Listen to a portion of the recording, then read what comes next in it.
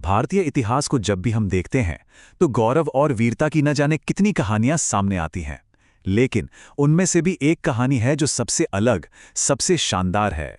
और वो कहानी है चंद्रगुप्त मौर्य की। ये कहानी सिर्फ एक साम्राज्य बनाने की नहीं है, ये एक प्रतिज्ञा की कहानी है। और एक ऐसे विचार की जिसने भारत का नक्शा हमेशा हमेशा के लिए बदल कर रख दिया। तो सवाल यही उठता है ना, कि आखिर ये हुआ कैसे?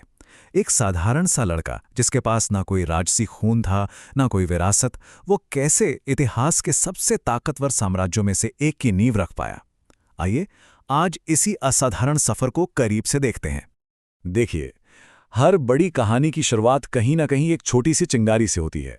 और चंद्रगुप्त मौर्य के साम्राज्य की कहानी, उसकी चिंगारी थी एक अपमान। एक ऐसा अपमान जिसने एक महान विद्वान को एक भयंकर प्रतिज्ञा लेने पर मजबूर कर दिया। तो उस दौर में चलते हैं। भारत का सबसे शक्तिशाली राज्य हुआ करता था मगध, लेकिन इसका राजा था धनानंद, और वो अपनी ताकत और दौलत के नशे में बिल्कुल चूर था। एक ऐसा क्रूर, एक ऐसा घमंडी राजा कि उसकी प्रजा तो उससे खौफ खाती ही थी, विद्वान भी उसका रत्ती भर सम्मान नहीं करते थे। और जानते हैं, यही घमंड, यही अहंकार धनानंद के अंत का कारण बना। हुआ ये कि उसने भरी सभा में महान विद्वान आचार्य चाणक्य का अपमान कर दिया।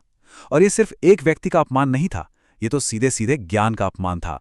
बस उसी पल आचार्य चाणक्य ने अपनी शिखा खोलकर प्रतिज्ञा ले ली कि जब तक वो इस नंद वंश का जड़ से नाश नहीं कर देंगे, तब तक वो चैन से नहीं बैठेंगे। सोचिए, ये सिर्फ एक गुस्सा नहीं था, ये भारत के आने वाले कल को बदलने का एक दृढ़ संकल्प था। अब देखिए, प्रतिज्ञा तो ले ली गई, लेकिन उसे पूरा कैसे किया जाए? उसके लिए एक जरिया तो चाहिए था, है ना? एक ऐसा इंसान जो आचार्य चाणक्य के ज्ञान को, उनकी रणनीति को जमीनी हकीकत में ताकत में बदल सके। और यहीं से शुरू होती है इतिहास की सबसे मशहूर गुरु शिष्य जोड़ी की कहानी। आचार्य चाणक्य का प्लान बिल्कुल साफ था। उन्हें एक ऐसे लड़के की तलाश थी जिसमें एक लीडर, एक सम्राट बनने के सारे गुण हों। और उनकी ये तलाश खत्म हुई एक नौजवान लड़के चंद्रगुप्त पर। चाणक्य उसे अपने साथ ले गए तक्षशिला, जो उस वक्त दुनिया का सबसे बड़ा ज्ञान का केंद्र था। और वहां चंद्रगुप्त को शस्त्र और शास्त्र दोनों की ऐसी कड़ी तालीम दी गई जिसने उसे पूरी तरह बदल दिया। और अब चंद्रगुप्त तैयार था। एक तरफ चाणक्य की बेजोड़ कूटनीति और दूसरी तरफ चंद्रगुप्त की जबरदस्त वीरता। इन दोनों के साथ अब नंद साम्राज्य के अंत की घड़ी मानो आ ही चुकी थी। ये वक्त था उस प्रतिज्ञा को पूरा करने का और एक बिल्कुल नए युग की नींव रखने का। तो चंद्रगुप्त ने अपनी सेना के साथ मगध पर चढ़ाई कर दी और उस घमंडी धनानंद को हराकर मौर्य साम्राज्य की नींव रखी। लेकिन कहानी यहां खत्म नहीं हुई। असल चुनौती तो अभी बाकी थी। सिकंदर का जो सेनापति था, सेल्यूकस निकेटर, उसने भारत पर हमला बोल दिया। पर चंद्रगुप्त के सामने उसकी एक न चली और उसे भी मुंह की खानी पड़ी। एक जबरदस्त हार मिली। इस जीत का असर सिर्फ मैदान जंग तक नहीं रहा, ये एक बहुत बड़ी डिप्लोमैटिक जीत भी थी। हुआ ये कि लड़ाई के बाद एक संधि हुई जिसमें सेल्यूकस ने अपनी बेटी हेलेना की शादी चंद्रगुप्त से कर दी। सिर्फ इतना ही नहीं, कंधार, काबुल और हेरात जैसे बड़े बड़े और बेहद जरूरी इलाके भी मौर्य साम्राज्य को सौंप दिए। ये सिर्फ एक संधि नहीं थी, इसने तो भारत की पश्चिमी सरहदों को आने वाली कई सदियों के लिए महफूज कर दिया था।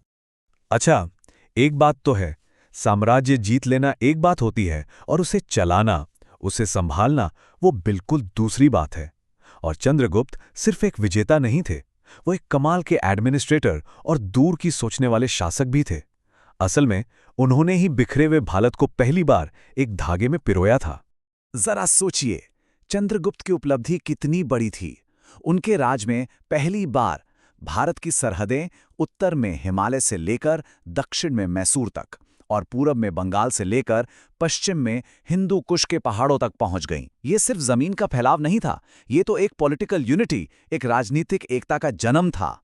और इतने बड़े साम्राज्य को चलाने के लिए उन्होंने भारत का पहला सेंट्रलाइज्ड एडमिनिस्ट्रेटिव सिस्टम बनाया। मतलब पूरे साम्राज्य में एक जैसा कानून, एक जैसी व्यवस्था। यही नहीं, उनके दरबार में सेल्यूकस का राजदूत मेगास्थनीज भी रहता था। उसने अपनी किताब इंडिका में इस शानदार साम्राज्य के बारे में इतना कुछ लिखा कि भारत का नाम और उसकी शान दुनिया भर में फैल गई। लेकिन इस कहानी का सबसे हैरान करने वाला मोड़ तो अब आने वाला था। जब चंद्रगुप्त अपनी जिंदगी के शिखर पर थे, उनके पास सब कुछ था, ताकत, इतना बड़ा साम्राज्य, दुनिया भर में इज्जत। ठीक उसी वक्त उन्होंने एक ऐसा रास्ता चुना जिसके बारे में कोई सोच भी नहीं सकता था। अपनी जिंदगी के आखिरी सालों में सम्राट चंद्रगुप्त ने सब कुछ छोड़ दिया।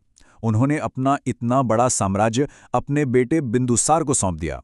फिर उन्होंने जैन धर्म अपना लिया और एक साधु बनकर कर्नाटक के श्रवणबेलगोला चले गए। और वहीं एक सच्चे सन्यासी की तरह उन्होंने अपना शरीर त्याग दिया। सोचिए तो, एक सम्राट से एक सन्यासी तक का सफर कितना कितना अद्भुत है। तो आखिर में सबसे जरूरी बात क्या है? वो ये है कि चंद्रगुप्त मौर्य की विरासत सिर्फ एक जीता हुआ साम्राज्य नहीं है। नहीं, उन्होंने तो एक सोच, एक आइडिया की नींव रखी, और वो आइडिया था अखंड भारत का। एक ऐसा भारत जो पॉलिटिकली एक हो, मजबूत हो, संगठित हो। और यही वो नींव थी जिस पर आगे चलकर उनके पोते सम्राट अशोक ने एक और भी महान साम्राज्य खड़ा किया। चंद्रगुप्त की कहानी यही तो बताती है कि अगर सही मार्गदर्शन मिले और इरादे पक्के हो तो एक आम इंसान भी इतिहास का रुख बदल सकता है।